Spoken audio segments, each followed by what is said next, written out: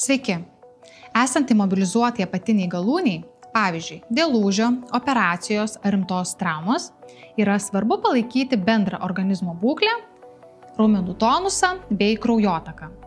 Fiziniai pratimai turi būti saugus ir neapkraunantis pažeistos vietos. Štai keletą jų ir pademonstruosiu. Šie pratimai yra skirti esant čiurnos ar kelio sąnario imobilizacijai. Įsivaizduokime, kad aš esu su pėdos įtvaru. Pirmas pratimas, ką aš galiu atlikti, tai yra keturgalvio raumens sutraukimas. Įtempiu keturgalvį raumenį, spaudžiu keliu žemyn, užlaikau 5 sekundės ir atpalaiduoju. Sutraukiu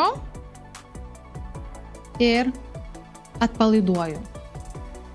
Dar kartelį ir atpalaiduoju. Pratimą kartojame 3 serijas po 20 pakartojimų. Kitas pratimas – tiesios kojos kėlimas į viršų.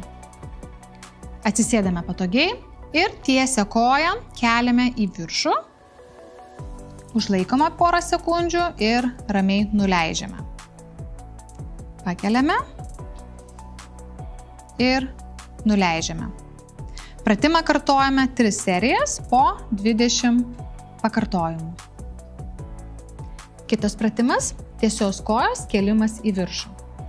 Tiesiai mobilizuotą koją keliame į viršų, užfiksuojame padėtį ir lėtai nuleidžiame. Pakeliame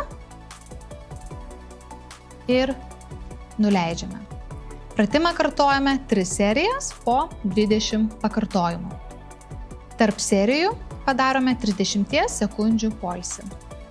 Kitas pratimas – kojos kėlimas į viršų iš keturpėsčios padėties.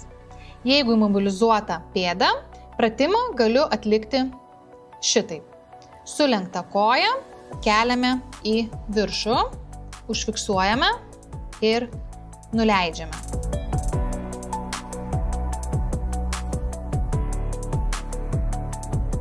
Jeigu imobilizuotas kelio sąnarys, koja bus tiesi, tai tiesią koją kelsime į viršų. Užfiksuojame 1, 2, 3 ir nuleidžiame. Pakeliame ir nuleidžiame. Pratimą atliekame 3 serijas po 20 pakartojimų. Šiuos visus pratimus saugu atlikti ir po įtvaro ar gipso nuėmimo.